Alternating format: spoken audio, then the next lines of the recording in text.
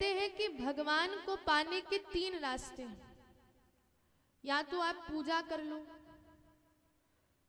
या तो आप अर्चना वंदना कर लो, और या तो आप सेवा कर लो। कुछ लोग पूजा अर्चना करके भगवान को पा लेते हैं, और कुछ लोग ऐसे होते हैं जो सबके अंदर क्या देखते हैं, सिया राम मैं सब जग जानी, करहूं प्रणाम जोरी जुग पानी। जो सबके अंदर भगवान देखते हैं, तो वो हर एक व्यक्ति को भगवान स्वरूप मानकर उनकी सेवा करते हैं। तो इससे बढ़कर के तो कोई पूजा हो ही नहीं सकती। तो ये सबसे बड़ी पूजा होती है कि जब हम मानव की सेवा करते हैं। और ये भी कहा गया है कि परहित सरिस धर्म नहीं भाई, कि लोगों की सेवा करने से बढ़कर के इस संसार में कुछ भी नहीं है। जो लोग पूजा करके भगवान को पा लेते हैं, तो कुछ लोग सेवा करके पा लेते हैं। तो वैसे ही जो ये यज्ञदत्त थे, वो भी लोगों की खूब सेवा करते, धर्म कर्म का सब काम करते। और उनका एक पुत्र हुआ, नाम था क्या, गुण निधि। अब जो ये गुण निधि था, नाम तो इसका क्या था, गुण निधि, पर कहते हैं कि इसके नाम के विपरीत गुण थे। नाम है गुण निधि, पर इसका जो पूरा जीवन है वो अवगुणों से भरा है। अवगुण ही अवगुण। पिताजी क्या करते, रोज पुराण पढ़ाते कि बच्चा पुराण पढ़ो, मेरी तरह ज्ञानी बनो। पर ये जो गुण निधि है, ये गलत संगत में पड़ गया, और गलत संगत में पड़ने के कारण ये शराब पीता, मदिरा पीता, खूब जुआ खेलता। तो कहते हैं कि देखिए, संग का बहुत बड़ा फर्क पड़ता है जीवन में। अगर हम अच्छा संग करते हैं तो हम अच्छे बन जाते हैं, और यदि हम गलत संग करते हैं तो हम कैसे, उन्हीं की तरह बन जाते हैं।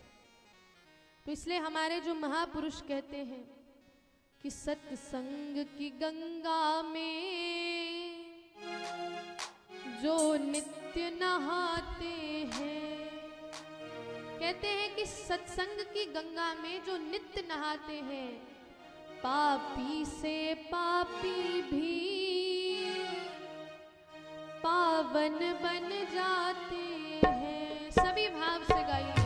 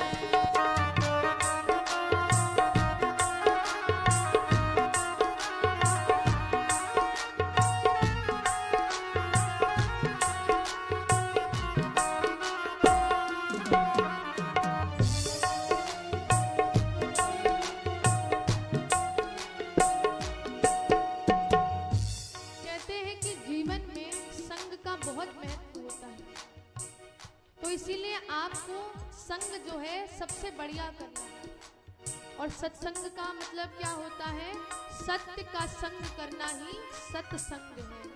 तो इसीलिए आप सत्संग का लाभ उठाइए, और अपने साथ साथ अपने बच्चों को भी सत्संग में डुबाइए। क्यों डुबाइए, क्योंकि सत्संग से पापी भी पापी तर जाते हैं। तो मेरे साथ गाइए, सत्संग की गंगा में जो नित्य नहाते हैं,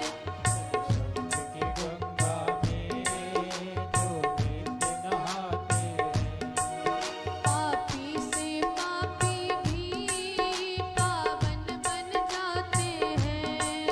पापी से पापी भी पावन बन जाते हैं।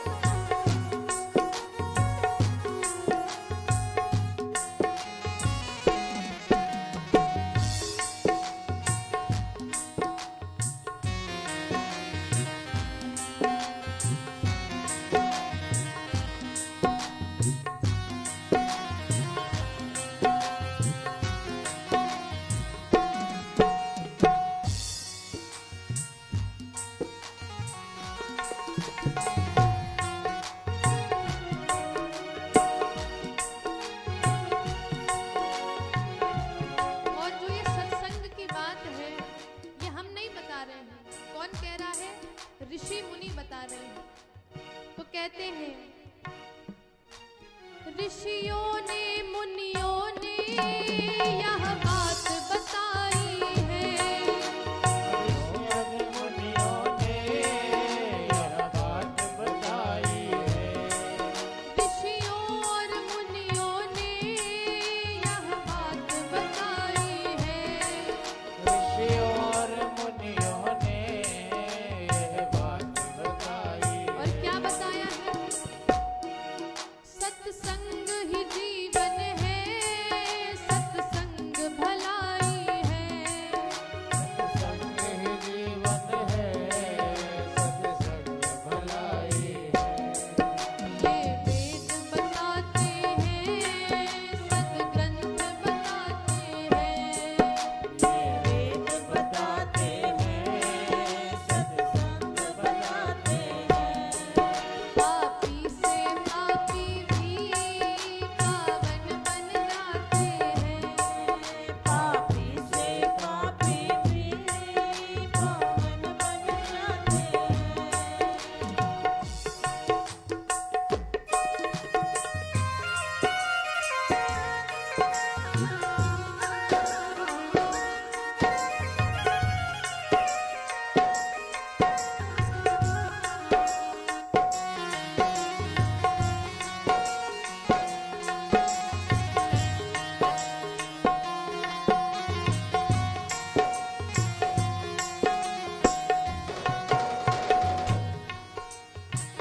और कहते हैं कि सत्संग से बढ़कर कोई तीर्थ ही नहीं है।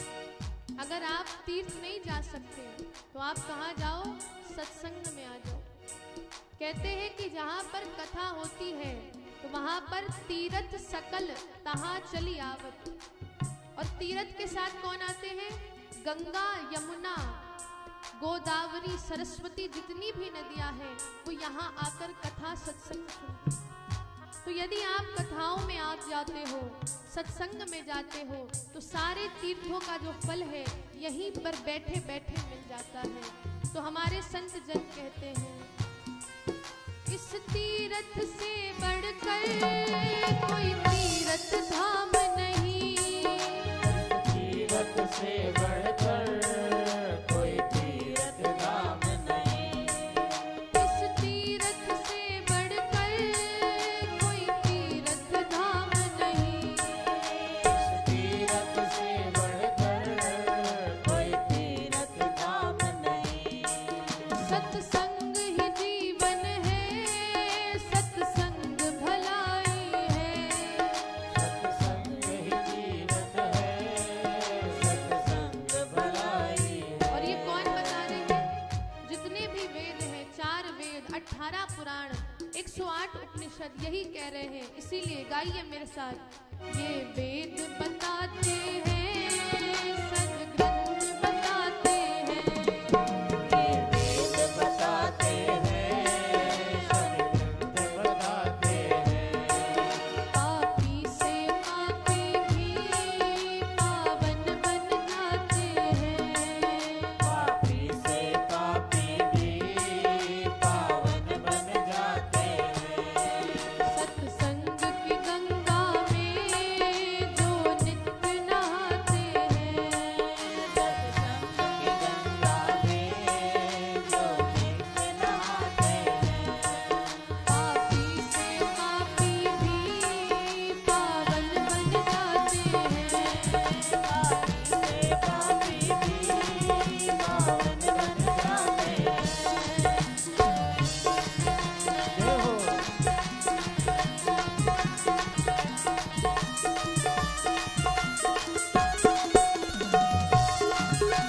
हरि बोल।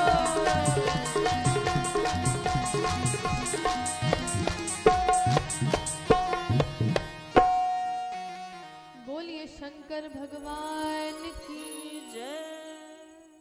कहते हैं कि सत्संग की गंगा में जो नित्य नहाते हैं, पापी से पापी भी पावन बन जाते हैं। ये सत्संग का ऐसा दिया है कि जब ये जलता है तो चाहे उसमें जितना भी अंधकार हो, सत्संग का दिया उस अंधकार रूपी हमारे हृदय में प्रकाश भर देता है। अब जैसे कोई घर 7 दिन से बंद हो, कोई घर 7 महीने से बंद हो, और यदि कोई घर 7 साल से बंद हो, तीनों घर हैं, एक 7 महीने से बंद है, एक 7 दिन से और एक 7 साल से, पर यदि कोई जाकर के उन तीनों घरों में दिया जला जाए तो क्या होगा? रोशनी हो जाएगी, प्रकाश हो जाएगा। चाहे वो कितने सालों से बंद हो, वो नहीं फर्क पड़ता है। फर्क ये पड़ता है कि कब हम वहां पर जाकर दिया जलाएंगे और वो प्रकाश से भर जाएगा। तो वैसे ही कि जो हमारा मन है, चाहे वो उसमें एक पाप हो, चाहे हजारों पाप हो, हजारों विकार हो, चाहे एक विकार हो, अगर हम सत्संग रूपी दिया जलाते हैं तो वो कितना भी अंधकार से भरा हो, एक दिन सत्संग रूपी दिया वहां पर प्रकाश अवश्य भर देता है। और इसलिए भी कहा जाता है कि प्रथम भगति संतन कर संगा, दूसरी रति मम कथा प्रसंगा। दूसरी भक्ति यही है कि हम भगवान की कथा को, सत्संग को श्रवण करें। और इसीलिए आप सब यहाँ पर माता पिता आए हो, तो हम तो आपसे इस कथा के माध्यम से यही कहेंगे कि अपने जो बच्चे हैं उनको सत्संग में अवश्य लाइए। आज तो माताएं कुछ लाई हैं अपने बालकों को, तो कहते हैं कि यदि हमारे जो बालक हैं उनके अंदर बचपन से ही सत्संग रूपी बीज आ जाता है तो बाद में इनका जो हृदय होता है वो पवित्र ही रहता है। अगर हम बच्चों को बचपन से ही सत्संग की छत्र छाया में रखेंगे तो फिर बालक ऐसे नहीं बनेंगे कि जो माता पिता को छोड़ देते हैं। जो बालक माता पिता को छोड़ देते हैं उसमें उनकी तो गलती होती है, पर उससे ज्यादा गलती उनके माता पिता की होती है। क्यों होती है? क्योंकि बचपन से उन्होंने ना तो ध्रुव के चरित्र सुनाए, ना प्रहलाद के चरित्र सुनाए, ना श्रवण कुमार के चरित्र सुनाए। बस माता पिता क्या करते हैं, बच्चों से पीछा छुड़ाने के लिए एक मोबाइल दे देते हैं, लो जाकर खेलो। अपना बिजी हो जाएंगे, एक मोबाइल पकड़ा देंगे, बस।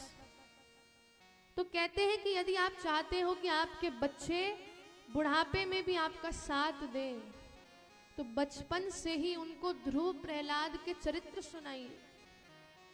बचपन से ही उनके अंदर ये भावना आप लाइए कि एक बच्चे को माता पिता की सेवा कैसे करनी चाहिए। श्रवण कुमार की मातृ भक्ति पितृ भक्ति सुनाइए, और तभी आपके जो बालक है बुढ़ापे में भी आपका साथ देंगे। तो इसलिए सत्संग का जो प्रभाव है बहुत होता है। और कैसे होता है कि जैसे आप बिहारी जी जाओ जब, तो उसमें फूल माला मिलती है, गुलाब की माला होगी तो उसके साथ साथ एक पत्ता भी होता है, हरे रंग का एक पत्ता भी होता है। तो कहते हैं कि गुलाब तो भगवान के चरणों में चढ़ने के लिए हमने उसको खरीदा है कि चरणों में हम भगवान के चढ़ा सके, पर उस पत्ते ने गुलाब की संगति करी तो वो पत्ता भी बिहारी जी के चरणों में पहुंच जाता है। वो पत्ता जो सूखा है, जो किसी काम का नहीं है, पर उसने गुलाब का संग किया तो बिहारी जी के चरणों में पहुंच जाता है। तो यदि हम सत्संग का संग करेंगे, महापुरुषों का संग करेंगे, तो हम भी कहाँ पहुंच जाएंगे? भगवान के चरणों में। तो इसीलिए यही प्रयास करिए कि हमेशा ऐसे लोगों का संग करिए जो आपको ऊपर उठा सके, सफलता के लिए जो आपकी मदद करें, आप उनका संग करिए, ना कि ऐसे लोगों का कि जो आपको बुरी आदतें सिखाएं, गलत आदतें सिखाएं। तो अब जो ये गुण निधि है, इसका भी संग बड़ा ही खराब है।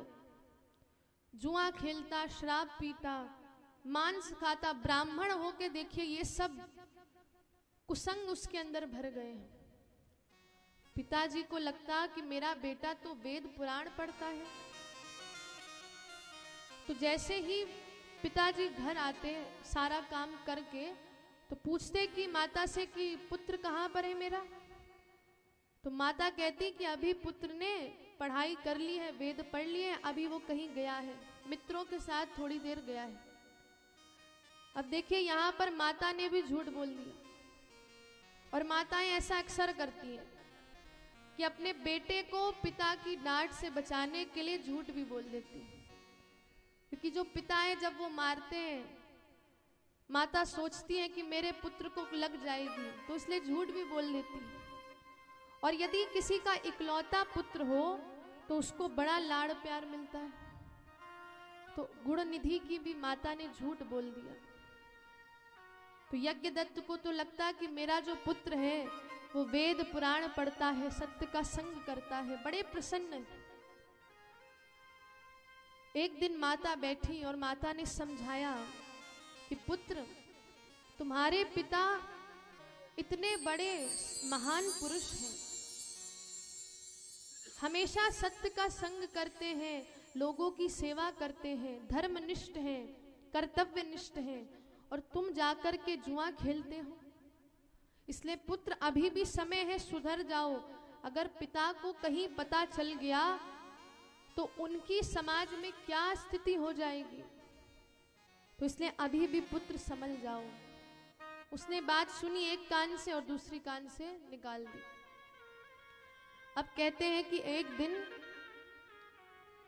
यज्ञदत्त बाजार से जा रहे थे, तो वहां पर जोहरी खड़ा हुआ था और जोहरी के हाथ में एक हीरे की अंगूठी थी।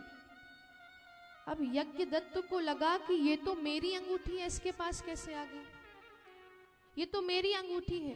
पूछा उनसे, जौहरी से। तो जौहरी ने कहा कि बाबूजी, मैंने चोरी नहीं करी है आपकी अंगूठी की, आपका जो पुत्र है यहाँ पर उसको बेच के चला गया है, और कल आया था आपकी पत्नी की साड़ी, उसको भी यहाँ बेच कर चला गया है। जैसे ही यज्ञदत्त ने सुना, वहीं पर उनके अंदर इतनी ग्लानि हो जाती है कि मैं लोगों की सेवा करता हूँ और मेरा पुत्र जुआ खेलने के लिए मेरे ही वस्तुओं को बेच रहा है। आत्मग्लानि होती है, घर जाते हैं। घर पहुंचे, वहां पर माता जी बैठकर काम कर रही थी। पूछा कि मैंने जो अंगूठी पहनी थी हीरे की, वो कहाँ चली गई है, आज मुझे मन कर रहा है पहनने का। अब उसको तो लगा कि उसने तो, बेटे ने तो बेच दी है, अब क्या करूं। तो पत्नी ने कहा कि प्रभु जी, अभी मैं काम कर रही हूं, अभी मैं नहीं दे सकती, बाद में किसी दिन ढूंढ दूंगी। और क्रोध बढ़ रहा है कि मुझसे झूठ बोल रही और झूठ बोलती जा रही। फिर पूछा कि वो जो साड़ी मैंने तुझे दी थी हरे रंग की, वो कहाँ पर है, जरा दिखा, वो कैसी स्थिति में है।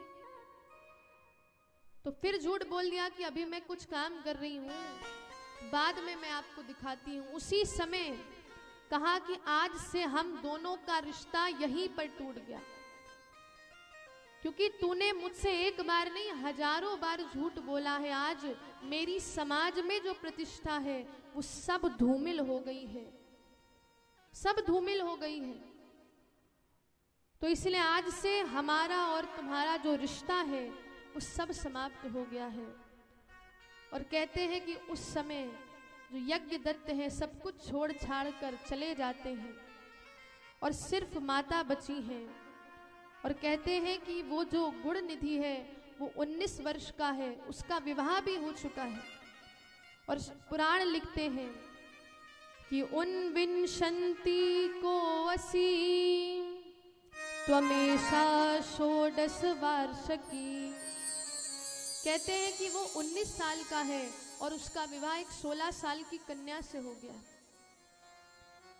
सब कुछ छोड़ छाड़ के अब जो ये गुणनिधि है, उसने सोचा कि मैंने इतना बड़ा पाप कर दिया है, अपने पिता की जो प्रतिष्ठा है उसको भी धूमिल कर दिया, मुझसे बड़ा तो कोई भी पापी नहीं। अब इसीलिए गुणनिधि भी अपना घर छोड़कर, अपने घर को छोड़कर, अपनी माता अपनी पत्नी को छोड़कर निकल चलता है। कहीं भी रहने का आश्रय नहीं है, भूख लग रही है, क्योंकि अभी तक तो माता जी खूब खिलाती थी, खूब सेवा करती थी, पर ना अब माता जी है, ना पिताजी है, ना पत्नी है, कोई सेवा करने के लिए नहीं है। तो इसीलिए अब उसने देखा कि बहुत सारे लोग शिव भक्त फलों की सामग्री लेकर, फल, सुंदर सुंदर पकवान लेकर शिव मंदिर जा रहे हैं। क्यों जा रहे हैं? कि उस दिन क्या थी? शिवरात्रि थी। और कल हमने ये भी आपको बताया था कि शिवरात्रि क्यों मनाई जाती है। बताया था कि नहीं? क्यों मनाई जाती है? सबसे प्रथम पूजा शिवरात्रि के दिन हुई थी। तो शिवरात्रि के दिन सारे शिव भक्त सारे पकवान लेकर पहुंच रहे थे। तो उसने देखा कि मेरे पास तो कुछ खाने को है नहीं। अब वो उनके पीछे पीछे मंदिर पहुंच जाता है। मंदिर पहुंच गया और उसकी बस नजर किसमें थी? उन पकवानों में, कि कब ये जल्दी से सो जाएं और मैं इन पकवानों को खा लूं। तो कहते हैं कि रात भर पूरे समय तक कीर्तन होता है और आधी रात में सारे शिव भक्त सो गए, सबको गहरी निद्रा आ गई। और गहरी निद्रा जैसे ही आई, उसने अच्छा अवसर देखा, मंदिर में प्रवेश करता है। तो कहते हैं कि उस समय जो दीप जल रहा था उसकी लौ धीमी हो गई है, मंद हो गई है उसकी लौ। तो उसने तुरंत अपना कपड़ा फाड़ा, उस दिए की लौ को जला दिया और फिर अंदर जाता है। सारे प्रसाद को उसने खा लिया, शिव निर्माल्य को, शिव प्रसाद को शिव के ऊपर चढ़ा था, वो सब खा लिया उसने। अब कहते हैं कि जैसे ही वो मंदिर से धीरे धीरे निकल रहा था, एक शिव भक्त ने उसको देख लिया, सब जग गए और खूब उसकी पिटाई करी। और कहते हैं उसी समय उसकी वहीं पर मृत्यु हो जाती है। मृत्यु हो गई और मृत्यु के समय अब यमदूत लेने आ गए। यमदूत लेने आ गए तो क्या होगा? अब यमदूतों ने रस्सी बांधी, जैसे ही ले जाने वाले थे शिव के दूत आ गए। शिव के दूत ने कहा कि ये शिवलोक का अधिकारी है। कैसे शिवलोक का? कि इसने महाराज इतने सारे पाप करे हैं और आप इसको शिवलोक ले जाएंगे? इसने तो भगवान शिव का जो निर्माल्य होता है, शिव का जो प्रसाद होता है, उस प्रसाद को ग्रहण कर लिया है, वो भी ऐसे नहीं, चोरी करके। और ऐसा कहा जाता है कि जो शिवलिंग के ऊपर जो प्रसाद होता है, शिवलिंग का जिस प्रसाद को स्पर्श होता है, वो प्रसाद में अधिकार चंड का होता है। शिवलिंग से जिस प्रसाद को स्पर्श करा दिया जाए, उसको सिर्फ चंड ही पा सकता है, जो भगवान शिव का गण है। तो कहते हैं कि यदि शिवलिंग के ऊपर कुछ भी प्रसाद है तो उसमें चंड का अधिकार है, पर जो प्रसाद शिवलिंग के स्पर्श से वंचित है, उस प्रसाद को हम ग्रहण कर सकते हैं। तो इस प्रकार से उसने चोरी करके खाया है शिव प्रसाद। तो शिव के दूत कहते हैं कि इसने पाप तो करा है, पर इसने पुण्य भी किया है। और क्या पुण्य किया है? तो कहते हैं कि दीपम मंद प्रभम दृष्ट्वा पक्वान वीक्षणाय निज चैलांचल वृत्ति कृत्वा दीपम प्रकाशचा। कहते हैं कि इसने पाप तो बहुत करे हैं, पर पुण्य देखिए क्या क्या किया है। कि जब दीप मंद हो रहा था, जब दीप बुझने वाला था, तो उसने अपने वस्त्र फाड़कर उस दीपक की लौ को बढ़ा दिया। दूसरी बात, इसने भगवान शिव का कीर्तन किया।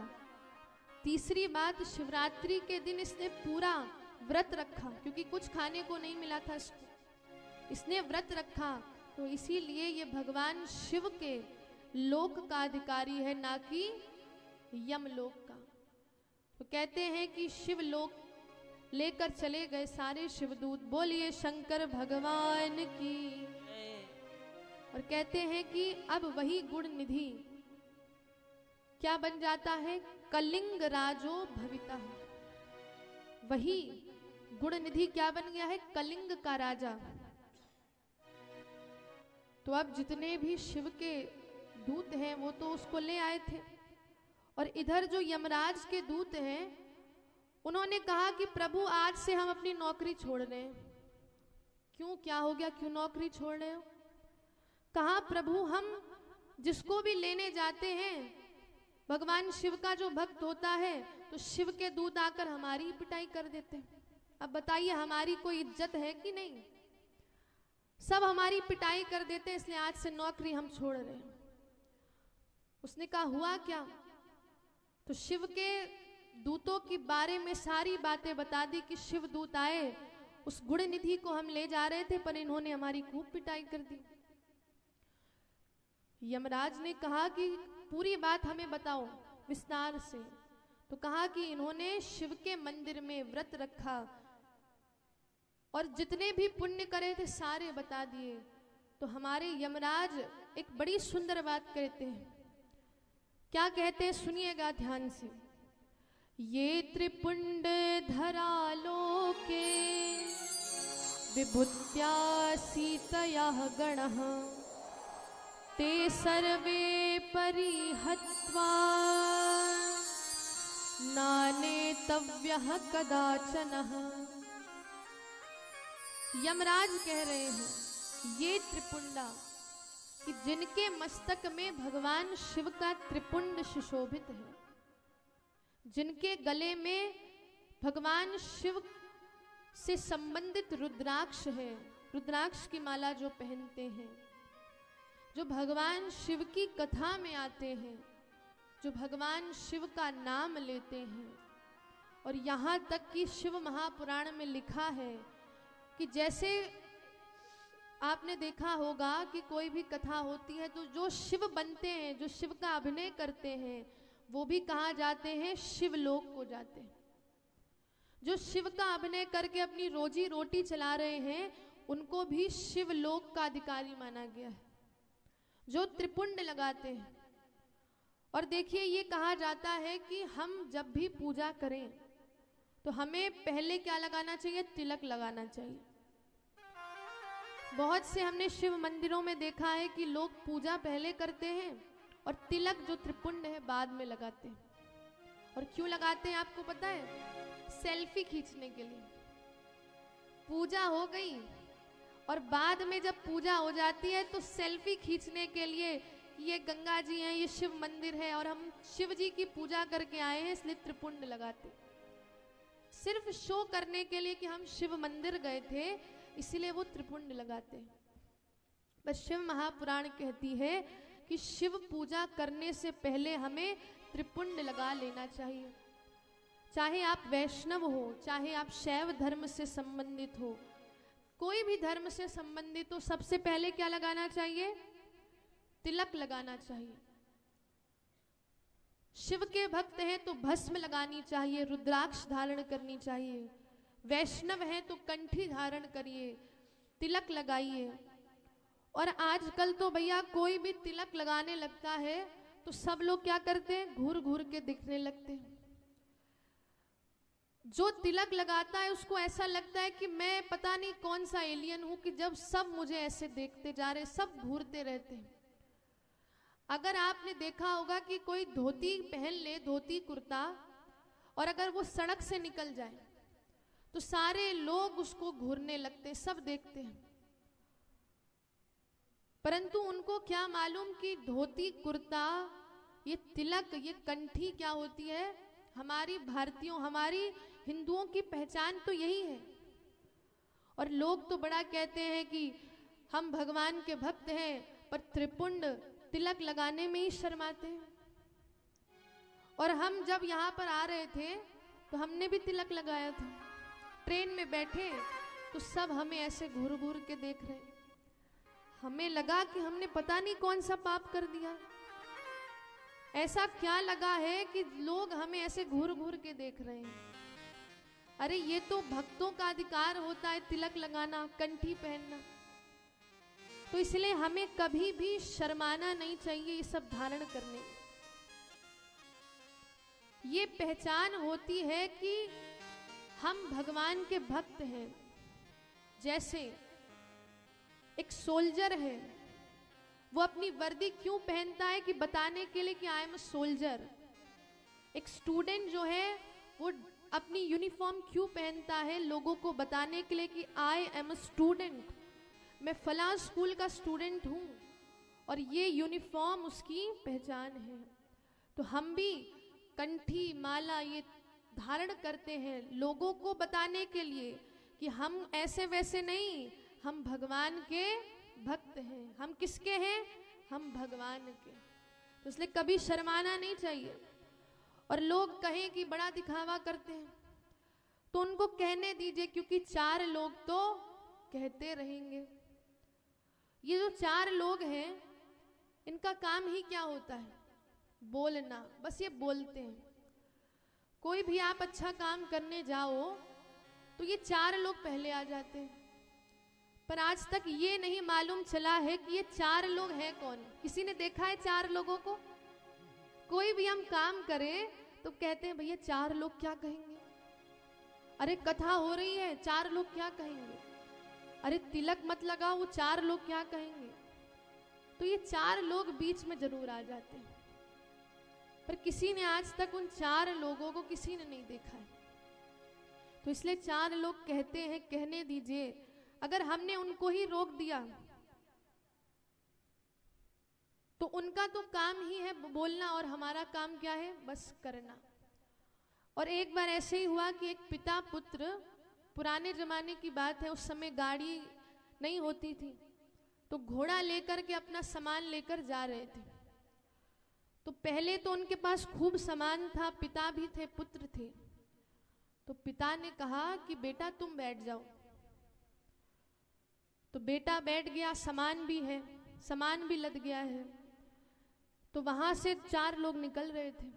तो 4 लोगों ने कहा कि ये कैसा पिता है, ये कैसा देखो पुत्र है कि खुद बैठ गया और अपने पिता को चलने दे रहा है, खुद बैठा है और अपने पिता को बैठने के लिए पूछ नहीं रहा है। तो फिर पुत्र उतर गया। पुत्र ने कहा पिताजी ऐसा करिए आप बैठ जाइए। पता नहीं लोग बोलते जा रहे हैं। अब पिता बैठ गए हैं और पुत्र नीचे चल रहा है। फिर 4 लोग आ गए। 4 लोग कहने लगे देखो ये कैसा पिता है, अपने नाजुक से बेटे को चला रहा है और अपना खुद बैठा है। अब बताओ। फिर वो पिता पुत्र कहने लगे ऐसा करते हैं हम दोनों चलते हैं, सामान रख देते हैं, हम दोनों चलेंगे। अब फिर 4 लोग आ गए। 4 लोग कहने लगे कि देखो पिता और पुत्र को खुद चल रहे हैं और इतना सारा जो बोझा है उस घोड़े पर लाद दिया, कैसी इनकी मानवता तो मर ही गई है। अब बताइए अगर 4 लोग की सुनेंगे तो ना खुद बैठ पाएंगे ना पुत्र वो बैठ पाता। इसलिए 4 लोग की कोई भी अच्छा काम करे, इन 4 लोगों की कभी नहीं सुननी चाहिए। तो इसीलिए तिलक कंठी लगाने में कभी मत शर्माइए, ये हमारी भक्तों की पहचान होती है। तो धर्मराज ने कहा कि ये त्रिपुंडा लोके विभुता, जो भी भगवान की विभूति त्रिपुंड लगाते हैं उनको यम के दूत तुम कभी नहीं छूना। जो भगवान की कथा सुनते हैं, जो भगवान के सत्संग को सुनते हैं, उनको यम के दूत छू भी नहीं सकते हैं। तो आप क्या सुन रहे हैं? शिव की कथा। तो आप कहाँ जाएंगे?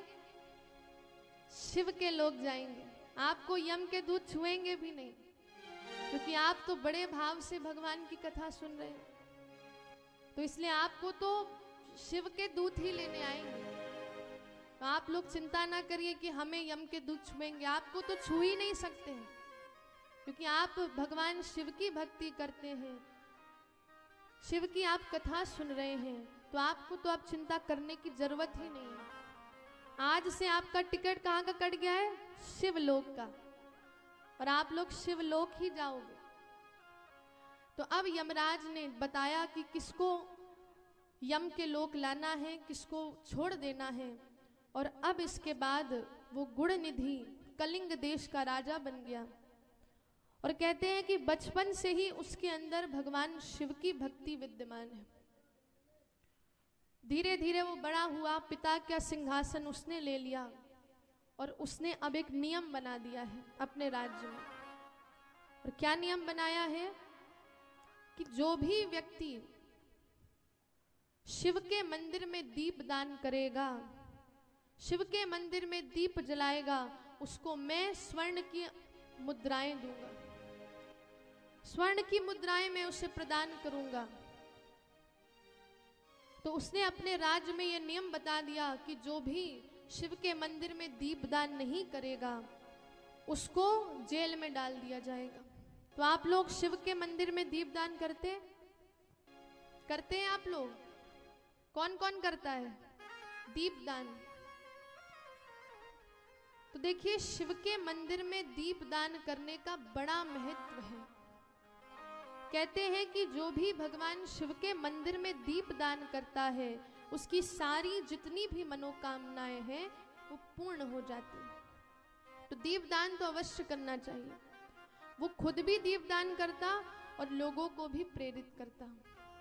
और कहते हैं कि राजा के रूप में वो राज्य कर रहा था, धीरे धीरे उस देह को भी त्याग दिया और अब वो क्या बन जाता है? एवं फलति कायेन, इसका दीपदान का ये फल हुआ कि अब वो कुबेर बनकर अलकापति में बैठा हुआ, अलकापति बनकर बैठा हुआ है। सिर्फ देखिए, दीपदान का ये महत्व हुआ कि जो गुण निधि जिसने शिव की प्रसाद की चोरी करी है आज वही कुबेर बनकर बैठा है। तो कहते हैं कि यही भगवान शिव की कृपा है कि जो भगवान शिव की आराधना करता है, जो भगवान शिव के मंदिर में दीपदान करता है, उसकी जितनी भी कामनाएं हैं वो अपने आप ही पूर्ण हो जाती है। ये दीपदान का महत्व है। तो एक बार सभी लोग कहेंगे हर